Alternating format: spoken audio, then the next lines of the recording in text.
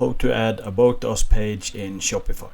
The first thing you want to do is to log into your Shopify dashboard. And then you want to go to Sales Channels. Then you want to go to Online Store. And then you want to go to Pages. And then you want to click Add Page. And from here you want to type About Us. And here you want to fill out the info on your About Us page.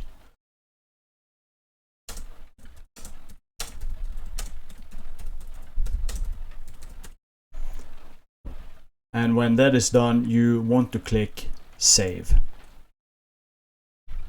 If you want to add the About Us page on your menu, you go to Navigation. And then you go to Main Menu. And then you want to click Add Menu Item. And then you want to type About Us. And then you want to find the About Us page here. About Us. And then you want to click Add.